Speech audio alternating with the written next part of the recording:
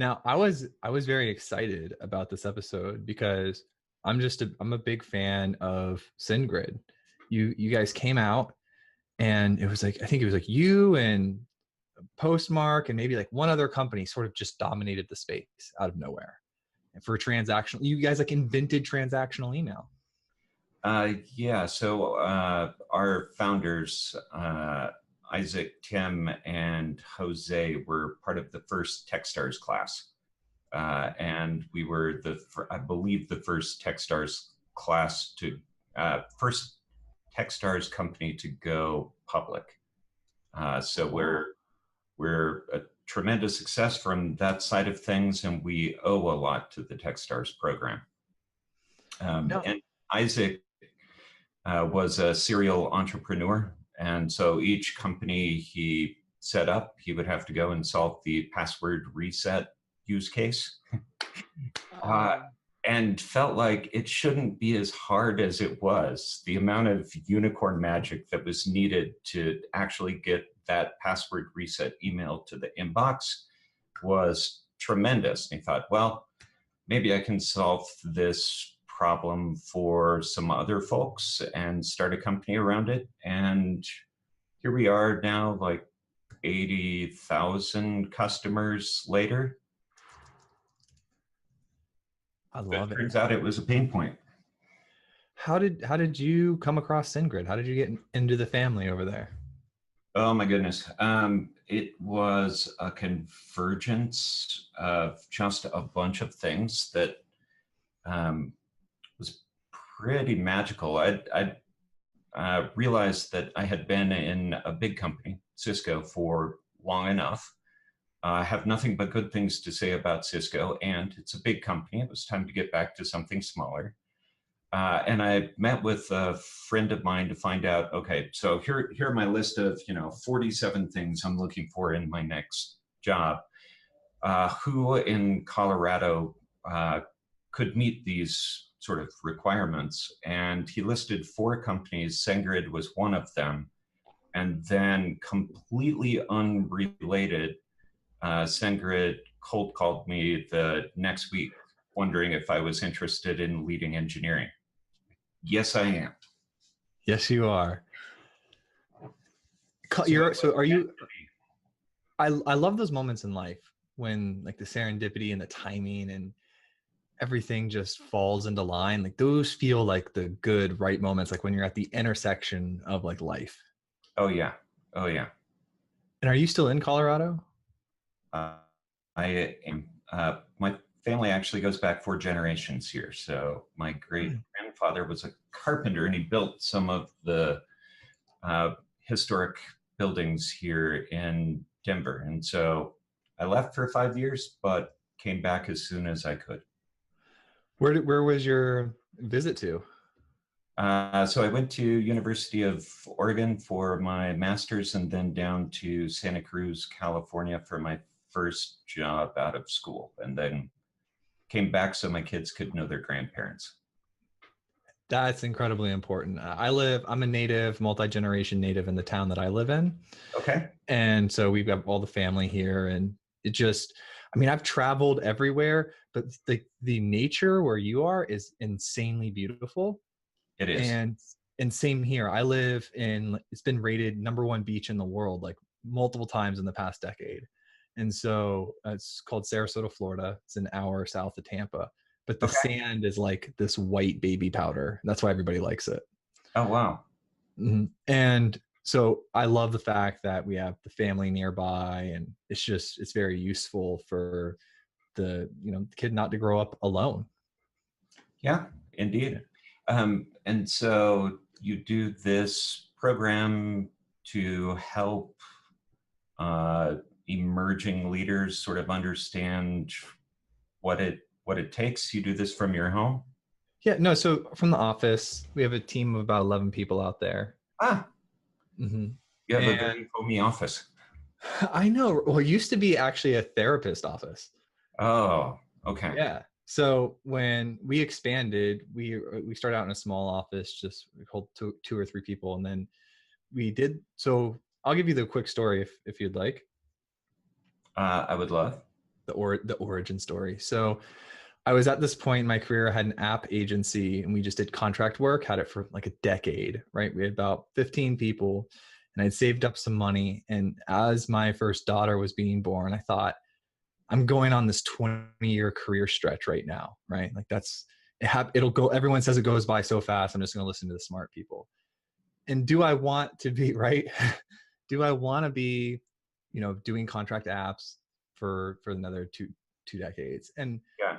I was like, not really. I have some savings. So I was looking at this idea of an AI startup. I wanted to build this standard that would be how it stores emotional stories like memories and things like that. So I was considering that. And I figured if we built this large repo of data, then when the technology catches up, they will consume that and we can use that to help create the AI personalities. Mm-hmm. But if my timing was off by 2 or 3 years, I'm out of money and it's like, it doesn't have a direct benefit. There's no cash in the door today. Yeah. So I looked at that. I was like, okay, that's cool. But what would sustain like any technology trend? And I thought, well, I was listening to this guy, Gary Vee. He's like a marketing person who's popular in social media. And he was talking about adding value to a place where you have credibility and knowledge and sharing and helping others. And so I said, all right, well, I have this experience of CTO and engineer and all of that. So I'll just start sharing that. So it was a blog, then I wrote a book. And then before we published the book, I started contacting CTOs to discuss the book so I didn't get like flamed when I put it out, right? And those conversations ended up being really interesting. So we recorded it, put it out there to the world, and just structured the topics around the book and how to help other people. And then people started listening and we started getting, people would write us, subscribe to the show, and the listeners grew. And then it just got bigger and bigger and bigger. And at one point I just said, all right, this is taking off enough where I can financially afford to put my focus here. Mm-hmm. Then about like 4 or 5 months after we started, people were asking, they say, hey, we hear you on our commute and you're talking about all these ideas with great leaders. How do we get our people to do that? Like to do what you guys talk about? Like we talk about like giving credit and individual ownership and like all of these things that we know we should be doing. Like, how do I get my people to do it? So we ended up creating these small leadership challenges and built a platform in about 10 days, super ugly, basic MVP, and deployed it. And they liked it. They got to see their engineering leaders doing these great things with their teams. And we then incrementally improve step by step as you build any product, right? And we got customers. And then, I was Googling videos on YouTube on how to make a sale, like how to do sales, because I don't have sales experience. Sure. And I learned how to do sales. I sold $100,000 in 3 months of annual recurring revenue. And I started talking to some of my friends I had in the VC space, and they said, wow, that's pretty good for never being in sales. And so we did a venture round and then we grew. And so now I have a leadership company, and I spend my days talking to like the greatest leaders on the planet. And it's honestly like a dream. Like it's the coolest. I couldn't have architected this idea 5 years ago. It's just unbelievable how it happened. The amount of stuff that is available to people who want to learn today is astounding. So I know how to tie a bow tie because my son taught me. He knows how to tie a bow tie because he's watched a video on YouTube. But you Googled, how do I sell stuff?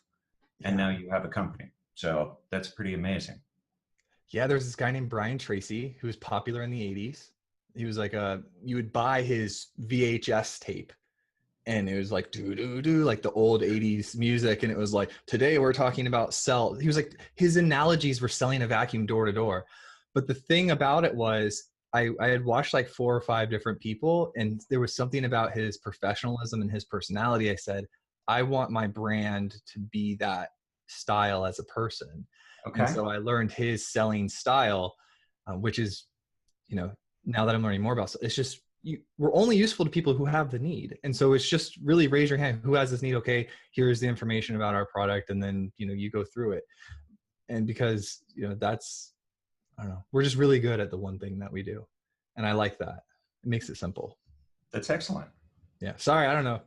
but that's the story of how the podcast got started. And then it's awesome. But here's the cool thing. Now that we have the leadership company, financially, it allows me to go. Now I go around the world and I speak and I share what I learned on the podcast and a talk. Like I have a talk. I go to, big companies, like technology companies. And I share with them and their engineering leaders, and just, it's packed full of value, because I hate talks that are ambiguous or like not clear. It's like, oh, we're going to talk about this idea over here and maybe some things you could possibly do in the future.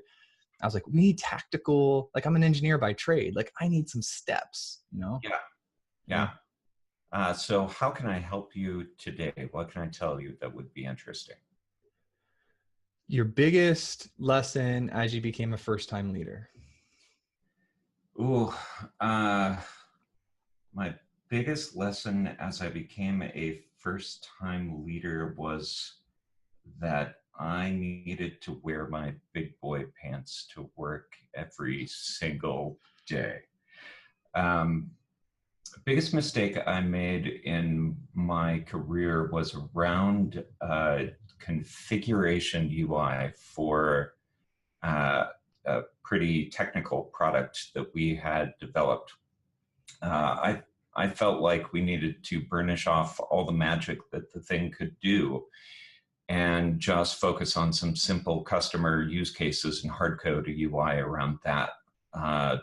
Our architect felt like we needed to auto-generate the UI from XML. And we fought and we fought and we fought. And finally I gave, and I knew it was the wrong answer.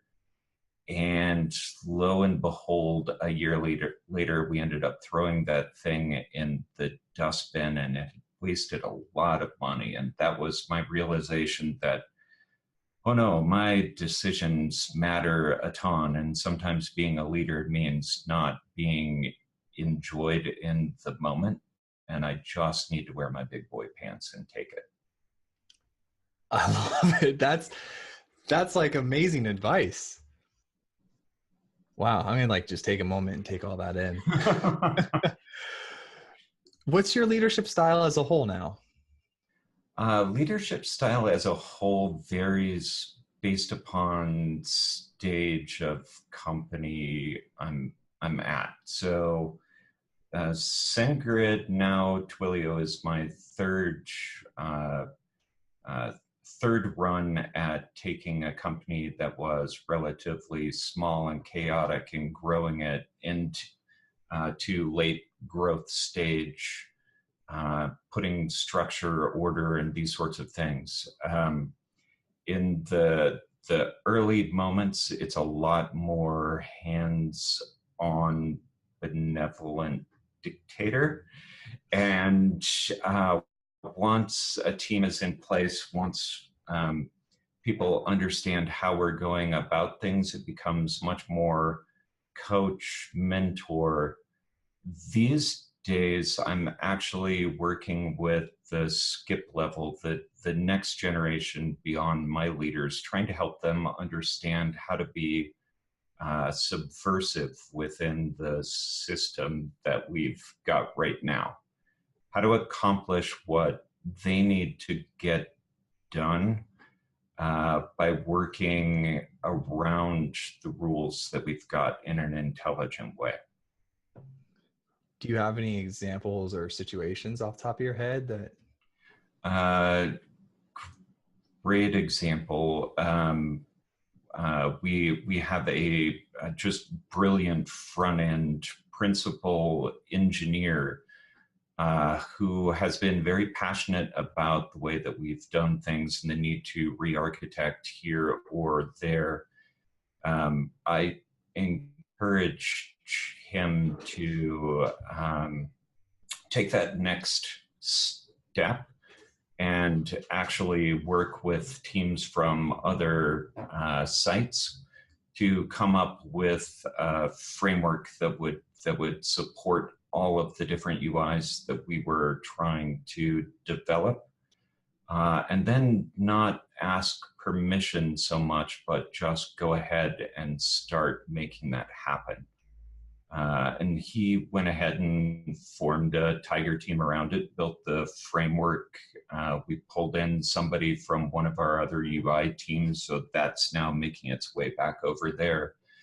But given the timelines that we had, it would have been really easy for him to say, you know what, let's just go ahead and using the thing that we've got and add incrementally onto it. I think it's more important that we let people who are passionate and who show a sense of ownership around something take risks once in a while. He took one, it paid off big time for us. You mentioned something that I haven't heard, and I always ask questions when that happens. You said Tiger team? Oh boy, we love the Tiger teams. Yes, so pulling a few people who are highly skilled from different teams together and putting them in a focused situation. So maybe they even go so far as to isolate in a conference room over the course of a couple months, just so that they can make heads down progress on one focused thing and leave their day job behind.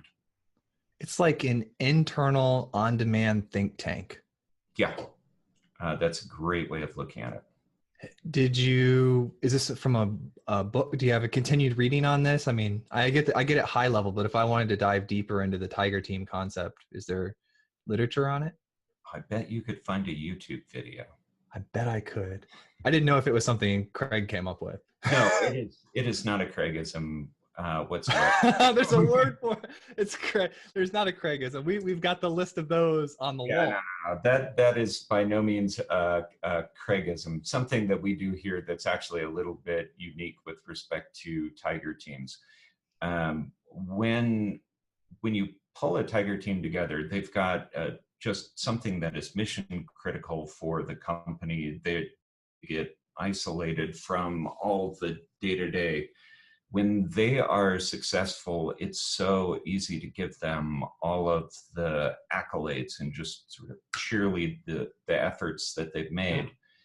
And a lot of times people who are just very thoughtful in their planning and diligent in their execution produce great results, but also produce no drama to go with those results. And so it's very easy for them to fly under the radar. And so we actually have an award that we give out on a regular basis within engineering. That's the Ghost Tiger Award that goes to the team that provided the most value with the least drama. That's what I want. That's the one everybody should want. Right? It's like I just did my job so well and created so much change, and like it didn't even cause any problems. Yes, exactly. And it's so easy to ignore those folks, and they look over at, you know, diving save after diving save, get pats on the backs and wonder, you know, does something need to blow up for me to have a chance? And at least within Twilio Sendgrid, no, you don't have to have something blow up to get recognized. So the acquisition, that happened fairly recently, right? We closed on February 1st. I had interviewed at a conference in person one of the platform directors for Twilio's offering that they had, where it was, if I'm remembering correctly, because it was last year, they had taken this call center application that was a bunch of components and had done some really unique engineering around it, so you could pick and choose what components you wanted of theirs and then build on top of it yourself. It was really unique. But when I saw them, they were huge. Like, they had the biggest booth. They were a very cool modern company doing some interesting stuff on the engineering, but also had beautiful products. I know Sendgrid, in my mind, for having a beautiful brand. That was one of the first things I ever noticed about the organization. And so it seems like you guys pair well on the beautiful brand side. But let's say that there's a CTO listening, or, you know, director of engineering, that is a little nervous about a pending merger or acquisition that may happen. What advice would you give to that individual? Oh golly, if the merger or acquisition is a good one, and so far in my career I've been blessed to only be part of good ones. This is my third. Um, uh, there is so much opportunity for folks. So back in the day, I led engineering for Jabber, which got acquired into Cisco. When we got acquired, it was a small team, maybe 30, 35 engineers. And over the course of a couple of years, my team scaled up to about 150 across different sites. So we were able to do oh so much more. But Cisco recognized the value of the technology that we had at the time. And so 12 different business units were using the software by the time I left that group, doing all manner of things that we had never envisioned. And so it was a really cool opportunity to see our baby grow up and just be wildly successful, more so than we thought ever could be. I've also seen through acquisition, Cisco acquired a small company called Broadhop, maybe 50 people. There was a sales director there that they tabbed to lead the product organization. Today, and this is only 4 years later, 5 years later, today he is the general manager for their mobility and automation group, which I think has revenue north of $1 billion. So opportunity that never, ever, ever would have been there within a small company. The acquisition of Sendgrid by Twilio actually lets us both realize our dreams. So our dreams were very, very well aligned. Our vision was to become the world's most trusted customer communication platform. Their vision was to create the leading customer engagement platform for developers and companies. So you can see these things are very, very much alike. To be able to provide that customer communication platform, you need different channels that you can use to speak to your customers. You need voice and video and SMS and push and email and so on. But you also need applications that those companies and developers can use to orchestrate that higher order communication, whether it's contact center or marketing campaigns. And we had a channel that Twilio did not. Twilio had multiple channels that we did not. They had the application that you're describing, which is Flex. That's a contact center application. That's what it was. And Flex will deploy a basic contact center out of the gate if you make no customizations along the way. But you can pick and choose the way you want it to function, which gives a greater degree of configurability to the company. So it's still SaaS, but it's SaaS with customization, which is somewhat a novel concept. So they had contact center, which we didn't, and we have a marketing campaigns application, which they did not. And so we have the same vision. We have missing pieces of the puzzle on both sides. No brainer. Let's put those things together and accelerate our joint vision. So to that CTO or director, so much opportunity if the acquisition has been well vetted. Many acquisitions fail, but that's generally because of poor vetting up front. That's not because of integration angst post-acquisition. Now, is Sendgrid Engineering, was that technically considered like hyper growth where you were prior to the acquisition, like where you've been in the past year? Golly, you would have to define hyper growth for me. I don't know what it is, but it sounds cool. I think it's technically like growing by 30%, but or 30% CAGR or however you're supposed to say it. But I'm not exactly sure. I just believe I remember that from somewhere. But let's just On use the the on the on the revenue side, we were growing north of 30%. So we were a high growth company. Within engineering specifically, if you want to measure maybe by headcount, we have doubled in headcount over the last 4 years from about 80-ish to 170-ish, and we'll be 200 in the next quarter or so. So you were 80-ish to 70-ish when? 2015 when I started. Okay, and then you'll be 200 by like next year? We'll be a couple hundred in the next quarter. In the next quarter? Yeah. That's exciting. Are you hands-on involved with the talent acquisition, or is there like a small team that handles that? How do you set up your talent pipeline? Yes, that's one of the things that I had my hands in early at Sendgrid. Coming in the recruiting process, the interviewing, all of that had grown somewhat organically. And it needed a lot more structure than it had. It was the one thing. So when coming into a new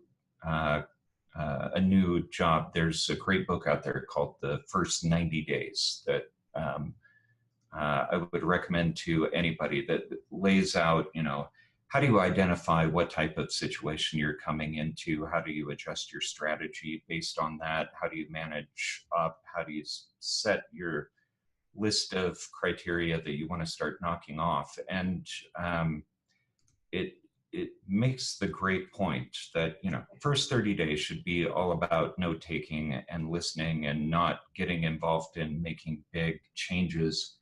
And I think I was in Sendgrid for a week when I froze all open recs until we could fix the interviewing process.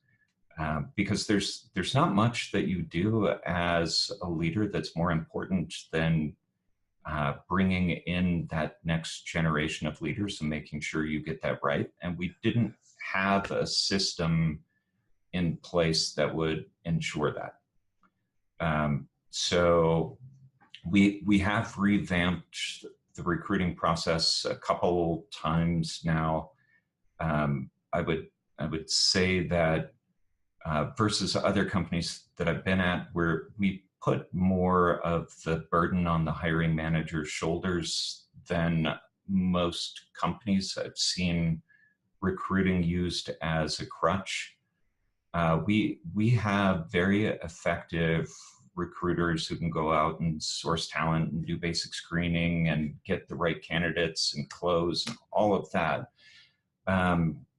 Where we really needed to step up was on the ownership from the engineering manager side, just driving the entire process and providing a level of clarity to the recruiting team so that they could actually do their jobs. And so what that looks like is putting together a very clear job description, then going out to LinkedIn, finding a handful of people that would look like ideal candidates, describing why each one of those is an ideal candidate so that the recruiters have a great idea of what to go after. Then letting the recruiters batch up a number of resumes, pass those over so that there can be a pre-screen before the phone screens. Mm-hmm. And the reason for that is a little bit of customization on those phone screens based on resume can actually help weed out a bunch more. But then engineering managers, so you have an engineering background, you're much more likely to respond to an engineering leader than you are to a recruiter. Oh yeah. They just hit the spam box all the time. It's like, nope. Exactly. And so I look for my engineering leaders to go and look in all of those places where I don't expect a recruiter to make much headway. So if we're looking for somebody who's an expert in search, then I want my engineering leaders poking in the Apache Solar project, reaching directly out to contributors over there.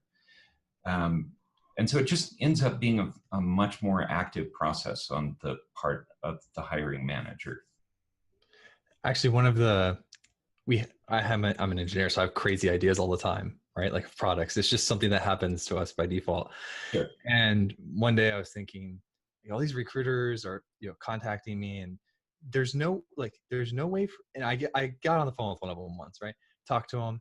There's no way for them to know the quality of they have no concept of the code or quality. They can't vet anything, yet they were spending time with all these people and then trying to refer them into interviews. And I was like, why don't we just create some system that goes and scans all of GitHub and starts running an analysis on their static text? This was a little bit before. Now it's commonplace with our code climates and our deployments and everything, but this is before then. I was like, and then we could analyze the quality of their code, right? And then we could give everyone a rating. And so now if a recruiter needs someone that's really good in Ruby that has experience with these gems, they could go Ruby gems and then see who has the highest code quality scores. And then now they know how to recruit off of that. But then I thought, I don't want to build a gun and give it to my enemy. I was like, nah. Pass. Yeah. I like that book. I want to learn more. It was called The First 90 Days. The First 90 Days. That's good. So we just put out, or it's not actually out yet, it's just hit design, our design team, a guide called Your First 90 Days as CTO. And so the interesting thing was that's the beginning, analyzing. And so I want to go look at this book to see if I can add more value to the guide through the content that's in this book. So you recommend this book? You like it personally? Highly. Okay, cool. Do you have the other big milestones of research? And then?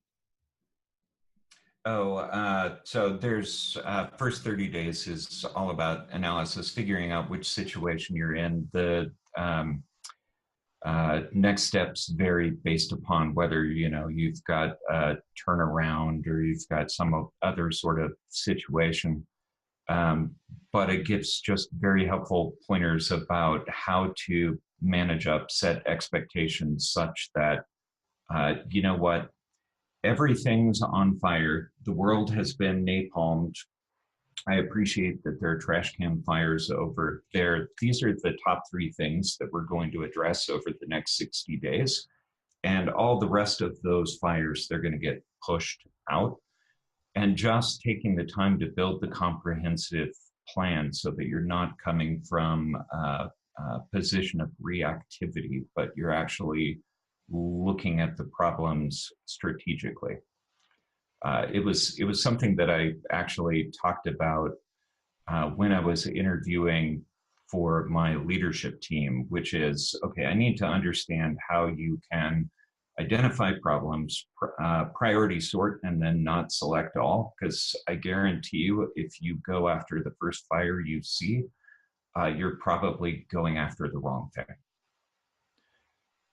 He's trying to identify I'm going to go get an early win. That's the lure, right? I'm going to go get an early and I'm going to prove myself. I'm going to show myself. And then you end up solving a trash can fire while there's a blaze happening. Yeah. And early wins are important. I wouldn't diminish them, but early wins without taking the time to look at the context, they don't provide as much value.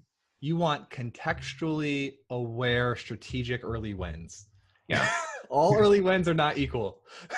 Yeah, that's right. There was a class at MIT Sloan where they talked about winning over a team, and the example that they gave was about a naval admiral who came in and was taking over a particular carrier, and the morale of the troops was just in the toilet. And as he took time to analyze the problems, it came around that the thing that they hated most in the entire world was the fact that they had to strip the paint off the boat and repaint it every single year. That was a ridiculous waste of time. He agreed. Yes. Okay. Total waste of time, but it's got to be there for a reason. So let's figure it out. And what it came down to was that the bolts on the boat had to be protected so that they would not rust. And that was the reason for it. And so with a very, very, very small purchase order, he ordered stainless steel bolts for the entire boat and ended the annual painting process. And now everybody's on board. Fantastic, small, quick win. But he could have just as easily come in and heard that they don't like the food and gone after that and have missed the real problem where the quick win would have mattered more.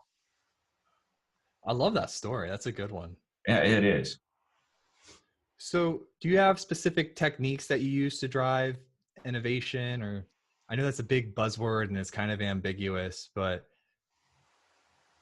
let's talk about it. First of all, we can start with innovation. So I got asked, the reason why I bring this up, right? I got asked for like a conference was happening and they were doing the pamphlet, the paperwork, they hand everybody the book you get for your bag. Yeah. So you can throw it away later. Like that thing.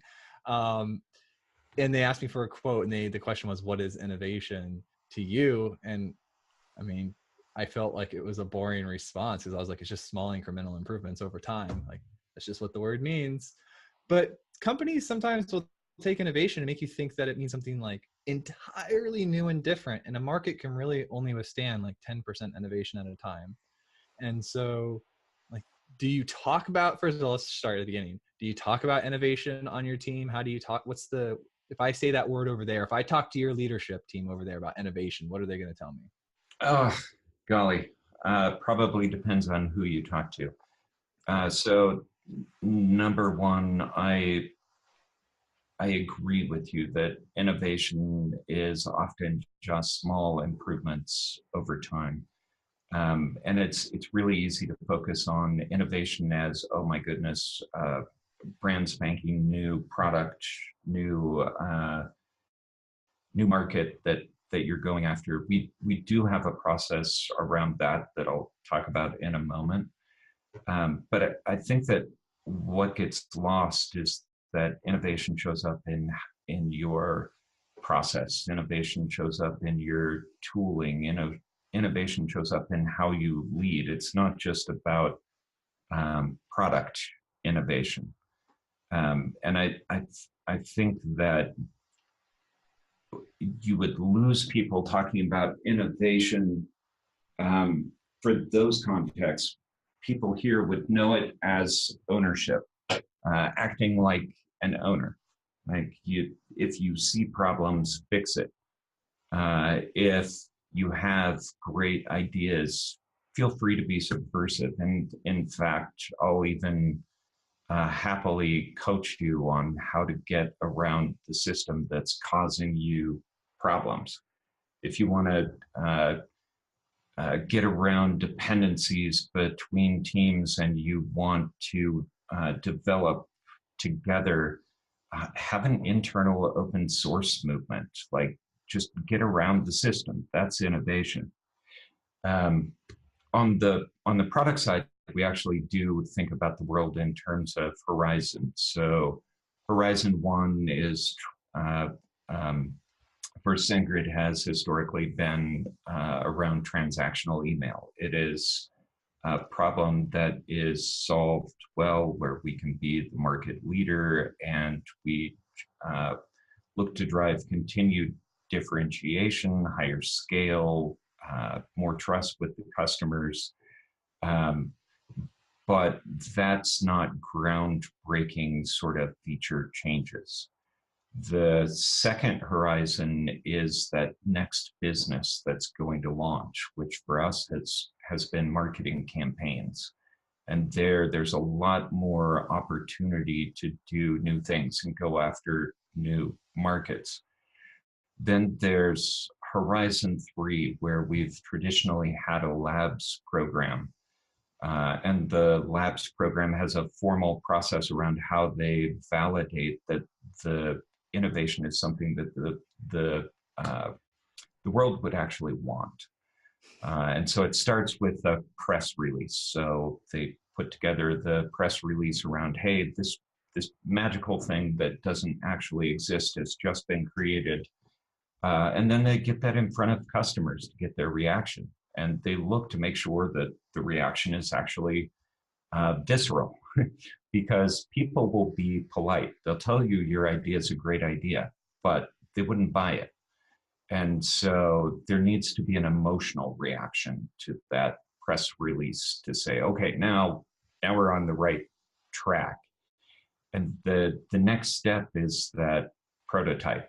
It's looking at your article on LinkedIn today, it's the styrofoam hairbrush.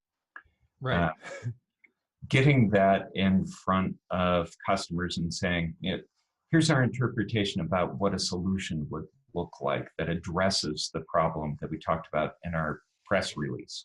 And again, you're looking for that visceral reaction. You're getting it in front of the original customers in a new set. And so that's how we have generated ideas for that next thing that's bleeding edge. And in terms of investment profile, it has been sort of 65% toward Horizon 1, 25, 30% to Horizon 2, and like 5 or 10% to that, groundbreaking stuff that probably won't pop up for 2 or 3 years. How do you run your labs? Do you have a dedicated team to it? Is it like what you mentioned before, where you have a couple people come together, like in a think tank style, or how do you run your labs area? So historically, we have run labs as a completely separate team. The skills that it requires, the rapid prototyping, the customer engagement, they're specific skills. Mm-hmm. Recently, we have made the decision to distribute that wealth. We'll see how it goes. So our labs group is actually going to now embed in a number of different engineering teams and drive that discipline and teach those skills to the engineering teams so that we can do this at greater scale. And as we wrap up, what are you most excited about today? Like, what are you jumping up out of bed for? Like, what's the project or what's the area of the business that you're just really excited for? It goes to the merger between Sendgrid and Twilio. Getting that right is going to be critical for us to realize now our combined vision. And there's a lot of intrigue in how all comes together technically. Customers don't want to bills. They want to be able to have a platform that provides insights that are independent of channel. And so being able to pull that together such that we have a contact center app or a marketing campaigns app that can look at all of the communications across all the different channels and say, you know what, Bob engages at a higher rate on email than on SMS. So we're going to optimize and tune the communications we do with that bias for these types of communications. There's a huge opportunity for the platform that we jointly build to be a truly better together sort of platform. And there's so much technical and so much ideation that needs to happen around that to make it a reality. So that's the exciting part, figuring out how these are going to come together. Absolutely. Nice. I like what you mentioned too, the specific feature example, because you're engaging that individual based on how they want to be engaged. And that'll change per product too. Like I could have one company that's on your platform sending me stuff and I want to communicate through email, and then another customer on your platform sending me stuff. But for that product, for whatever reason, I'm communicating on text. Absolutely. And so being able to tune that is critical. The other aspect of the integration that I'm super excited about is there's a lot of change, and people, there are a few people who love change, who get excited about change. That is not the natural, normal reaction. And so just being able to help shepherd a large body of people into a new world in a way that they can actually wake up excited. It's a real honor to be able to lead in that way. And then as last question here, last bit of value. Are you a fan of Elon Musk? Like in general, what he's doing for the world, not his recent media issues.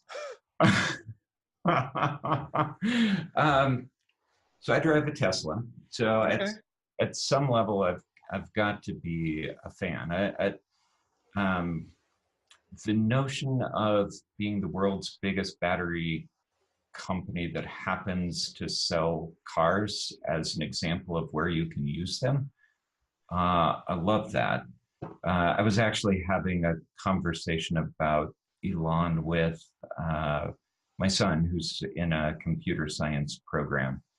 And just when somebody is able to have an idea that's that big and that's that far outside the box, it's because they spend a ton of their time thinking outside the box. And that box is there for a reason. And so they'll miss on more ideas than they hit. So that, like the media stuff that you're talking about right now, you would expect somebody who hits on something as big as what he has to look like a buffoon in 27 other areas, because landing outside the box is not always the right choice. That's great. That's how we get innovation, and we just sort of accept the oddness that comes along with it. So let's say he invites you over to his house. He texts you, text sent by Twilio. He texts you and you go over to his house and he's done this another outside the box thing, and he has a time machine, and you get to go into the time machine and give yourself one piece of advice, right? One piece of advice in the past. You can go to any point in the past you'd like. What would it be? It took me forever to figure out not to separate business and personal.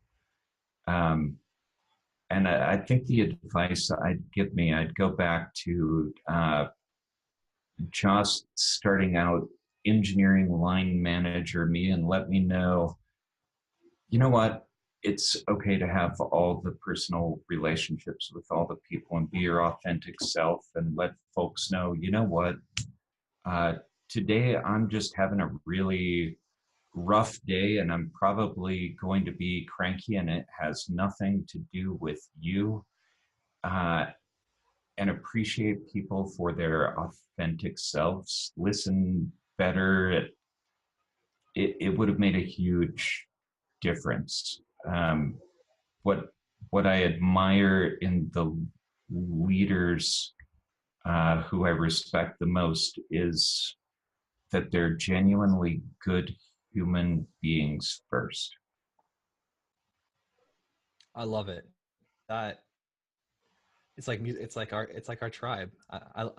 I love it. It was fantastic. Craig, you are a wealth of leadership knowledge. I mean, I'm so grateful that you came on today and shared. I think this podcast is like the most valuable podcast we have ever done. So I'm so glad we went forward and had the conversation. Thank you very much for having me on and for spending the time with me. And I am looking very forward to getting a Princess Physics book. Chloe will reach out and get your address after the show. Okay. And then we will ship it out, and you'll receive it in a couple days. All right. Awesome. Thank you very much. Fantastic day. Thank you so much, Craig.